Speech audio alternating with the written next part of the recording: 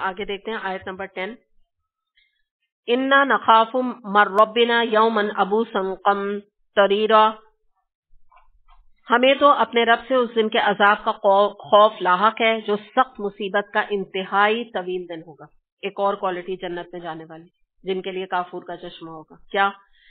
وہ یہ کہہ رہے ہیں کہ ہم تو یہ سب جو کام کرتے ہیں، نیکیاں کرتے ہیں، اس کے باوجود جو ہے نا ہم کوئی تکبر نہیں کرتے، ہمیں کوئی اپنے کو بڑی چیز نہیں سمجھتے، ہم تو پھر بھی ڈر رہے ہیں. ابھی بھی ہمیں تو ڈر ہی لگ رہا ہے اتنا کر کے بھی، کیونکہ وہ دن جو قیامت کا آنے والا ہے نا، یہ بڑا طویل دن ہوگا. یہ کس کو پتا ہے قیامت والا دن بڑا طویل دن ہے، 50,000 سال کا ہے؟ کس کو پتا ہے؟ اور جنرلی کسی کو پتا ہوگا؟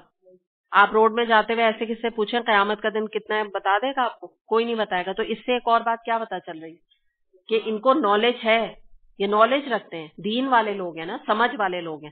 تو وہ یہی کہہ رہے ہیں یہاں پہ کہ یہ جو بات آ رہی ہے نا قم تریر، اس کے بارے میں ابن عباس رضی اللہ عنہ فرماتے ہیں کہ اس سے مراد ہے طویل دن، مطلب ایسا طویل دن، اتنا لمبا کہ جس کی کوئی انتہا نہ ہو. اور ابوسن، سخت، طویل بھی دن ہوگا اور سخت دن بھی ہوگا. تو وہ یہ کہہ رہے ہیں کہ ہمیں اس بارے میں معلوم ہے کہ یہ دن جو ہے اللہ کا کفر کرنے والے، اللہ کا شرک کرنے والے، اللہ کی نافرمانی کرنے والوں کے لیے دو چیزیں ہوں گی اس دن. ایک تو بڑا طویل دن ہوگا، دوسرا سختی کے حوالے سے، دہشت کے حوالے سے، ہولناکی کے حوالے سے بھی کفر کرنے والوں کے لیے بڑا سخت ہو. یہ اتنی نالج ہی رکھتے ہیں، تو اسی لیے وہ ان کی زندگی ٹرانسفارم ہوئی ہے نا، تبھی تو وہ یہ سب نیک کام کر رہے ہیں. دوسری بات یہاں آپ دیکھیے، اللہ تعالیٰ نے بہت ساری چیزیں یہاں پر اس طرح کی آ رہی ہیں یہاں پہ کہ نکلو، باہر نکل کر کچھ غریبوں کی، کچھ معاشرے کے جو ڈاؤن ٹروڈن طبقہ ہے اس کے لیے کچھ کام کرو، کچھ اس کے لیے اس کی بھی مدد کرو، اس کی بھی خوشحالی کی کوئی فکر کرو. صرف اپنی نماز روزے کے حد تک اپنے آپ کو محدود نہ رکھو. آگے دیکھتے ہیں آیت نمبر 11 and 12. فَوَقَاهُمُ اللَّهُ شَرَّ ذَلِكَ الْيَوْمِ وَلَقَّاهُمْ نَضْرَةً وَسُرُورًا، پس اللہ تعالیٰ انہیں اس دن کے شر سے بچا لے گا اور انہیں تازگی اور سرور بخشے گا. اور آیت نمبر 12 بھی دیکھ لیتے ہیں.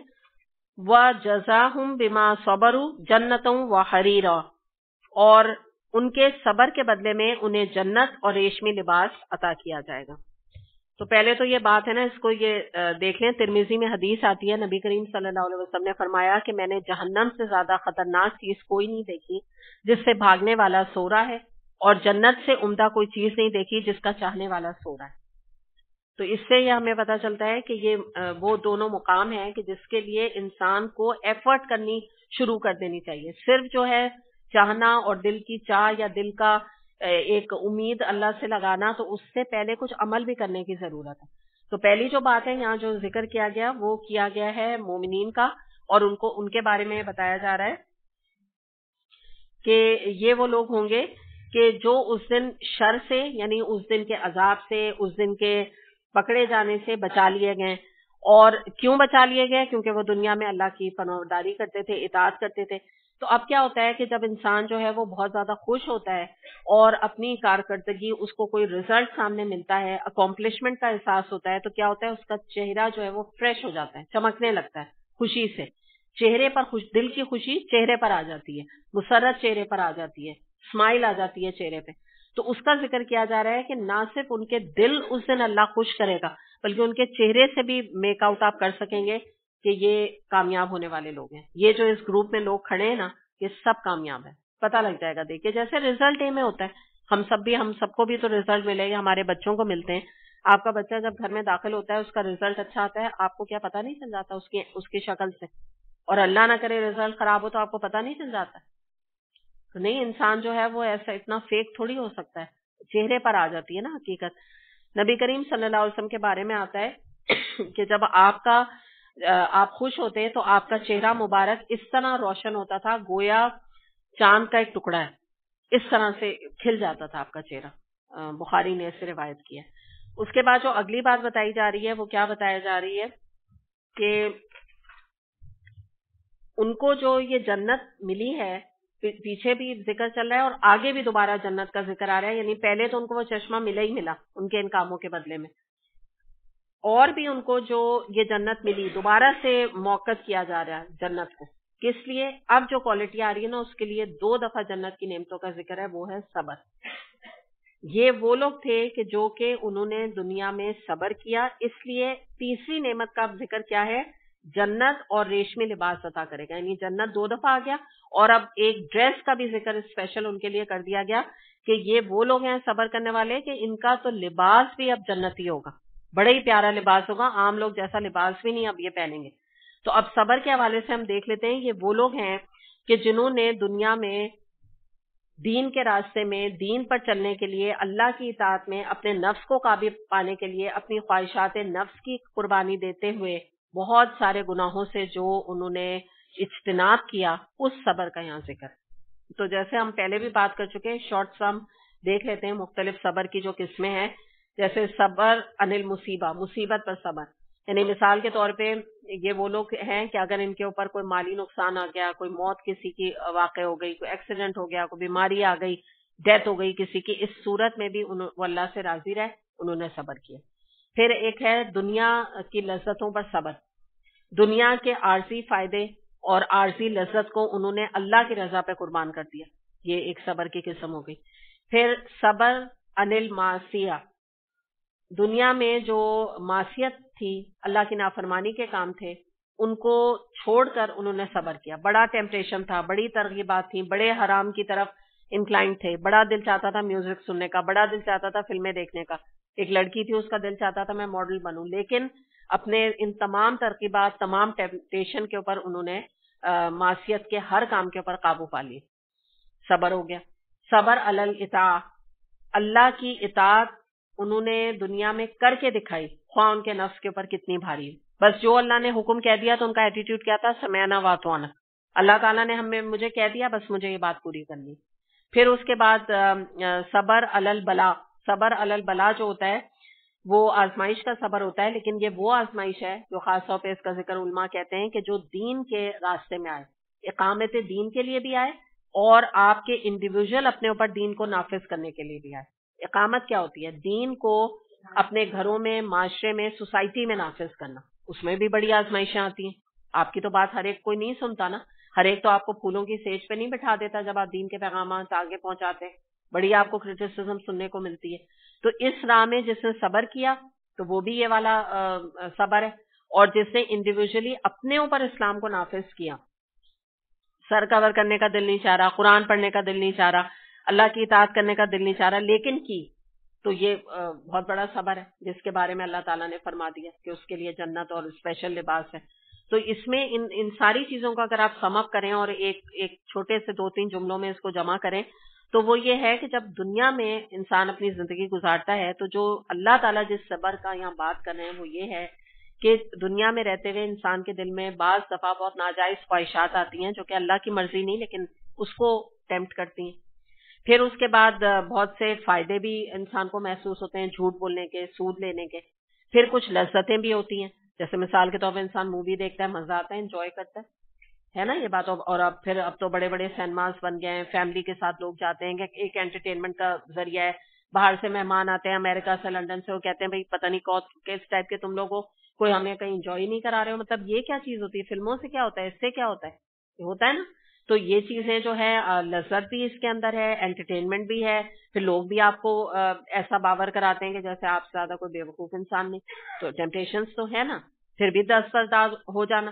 پورا گھر گیا ہوا ہے فلم دیکھنے اور ایک کوئی بچی ہے گھر میں یا کوئی ایک عورت ہے گھر کی وہ نہیں ہے، اس نے کہا نہیں میں کھانے کا انتظام کر رہی ہوں، میں نہیں جا رہی. حالانکہ کیا ہے؟ دل نہیں چاہ رہا. کیا چاہ رہا ہے؟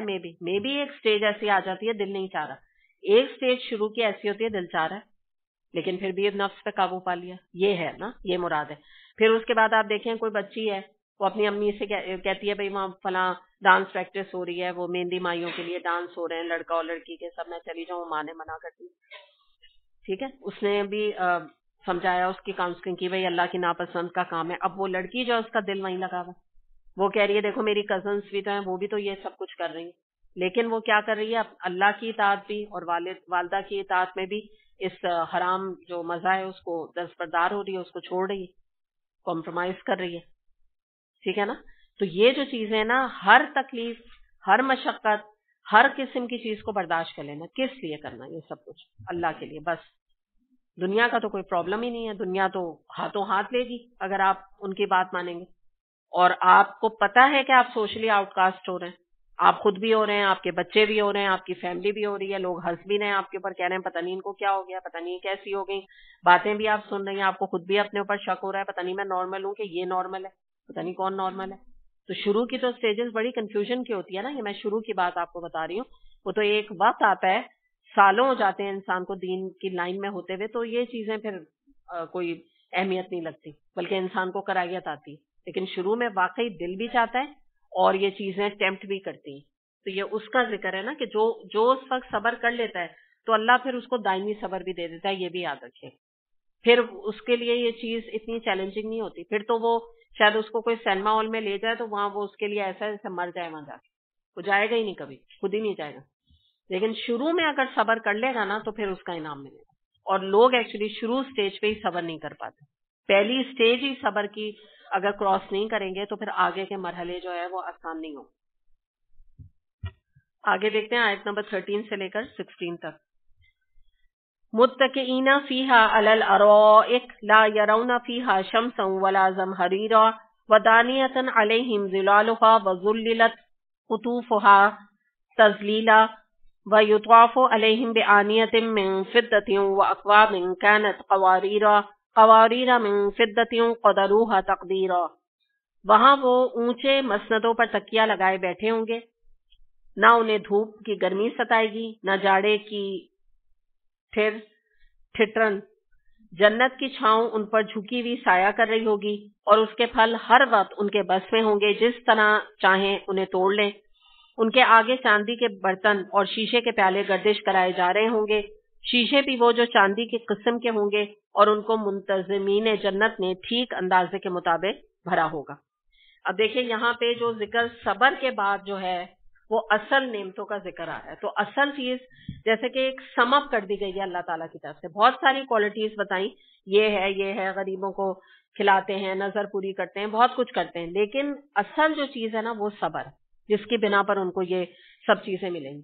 تو اب جنت کا نقشہ ہے سمپلی زمہریر کا مطلب ہوتا ہے سخت جاڑا، یعنی نہ وہاں سخت جاڑا ہے نہ سخت گرمی ہے، بلکہ معتدل ایک ہی موسم ہے. اور علماء کا کہنا یہ ہے کہ بہار کا موسم، جیسے ہم یہاں بھی اسپرنگ کو کہتے ہیں کہ بیسٹ موسم ہوتا ہے اور بڑی خوبصورتی ہوتی ہے، پھول ہوتے ہیں ہر طرف اور بہت ہی گرین گراس ہوتی ہے. تو کہتے ہیں کہ نہ وہاں پہ گرمی ہے سخت، نہ کڑاکے کی سردی ہے، بلکہ بہار کا نیوٹرل موسم ہے بہت ہوگا. اور سورج کی تیز حرارت بھی نہیں ہوگی. اس کے باوجود جو ہے وہاں پہ جو ایک ایٹماسفیئر ہوگا وہ یہ ہوگا کہ درختوں کے سائے جو ہے وہ جھکے پڑ رہے ہوں گے. اور جب سائے جھکے پڑیں گے تو اس میں ایک اور کوالٹی بتائی کہ انسان کا جب پھل کھانے کا جی چاہے گا تو پہلے بھی ہم بات کر چکے کہ وہ لیٹے لیٹے ہی بیٹھے بیٹھے ہی اس کے اوپر جھنڈ کے جھنڈ، مثال کے طور پہ آم کے، انار کے، انگور کی بیلیں، جو بھی وہ وش کریں گے، سیب کا درخت، سب کچھ ان کے آگے بالکل ایسے ہاتھ کے قریب آ جائیں گے اور وہ اس میں سے توڑ کے پھل کھا لیں گے، ہینڈ پیکڈ پھل. پھر اس کے بعد کیا ہوگا کہ ڈرنکس جو ہیں جب ان کو پینے کا دل چاہے گا تو اتنے خوبصورت یہاں پہ بتایا جا رہا ہے کہ چاندی اور شیشے کے بنے ہوئے، یعنی مراد کیا ہے کہ وہ ہوں گے شیشے کے، وہ بالکل چاندی کے کلر کے ہوں گے، یا چاندی کے ہوں گے تو وہ بالکل شیشہ لگیں گے. اتنے نفیس، اتنے نازک. مراد یہ ہے کہ چاندی جو ہوتی ہے وہ تو ایک طرح سے میٹل ہوتا ہے نا، تو لیکن ان کا یہاں پہ کیا ذکر کیا جا رہا ہے کہ اتنے وہ حسین ہوں گے کہ شیشے بھی ایسے جو چاندی کے قسم کے، یعنی کیا مراد ہے کہ کلر ایسا لگے گا جیسے چاندی ہے، لیکن نازک کتنے ہوں گے جیسے شیشہ. تو ایک کوالٹی بتائی جا رہی ہے نا. اور وہاں پہ کیا ہوگا کہ جو ان کے غلمان ہوں گے نا وہ لے لے کے ان کو پھریں گے سرو کرنے کے لیے ٹرے میں. تو ان کو نہیں جانا پڑے گا کچن میں جا کے یا فریج میں جا کے نکالنے کی ضرورت نہیں ہے، بلکہ جو غلمان ہوں گے وہ ان کو یہ دیں گے. اور شراب جو ایک اور کوالٹی بتائی گئی کہ اس میں جو شراب ہوگی، جو ڈرنک ہوگی، وہ اس طرح ڈالی گئی ہوگی کہ اس کا اندازہ بھی زبردست، کہ جتنی اس کے اندر ڈرنک ہے بس اس سے جیب بھر جائے گا. اس کے بعد یعنی نہ، جیسے بعض دفعہ یہ ہوتا ہے کہ ہم نیچے گلاس میں اپنی طور پہ بڑا ایٹیکیٹ سمجھتے ہیں، حالانکہ یہ اچھی عادت نہیں ہے کہ ڈرنک کو نیچے چھوڑ دینا، پوری پینا چاہیے نا. لوگ ایٹیکیٹس کی وجہ سے چھوڑ دیتے ہیں، تو نہ اس میں کوئی بچے گی نہ جو ہے نا انسان کو لگے گا کہ بہت زیادہ ہے نہ کم لگے گی. تو مہمان نوازی کے طریقے بھی ایٹیکیٹس کے حساب سے جو وہاں پہ دینے والے ہوں گے، سرو کرنے والے، ان کو پتا ہوں گے.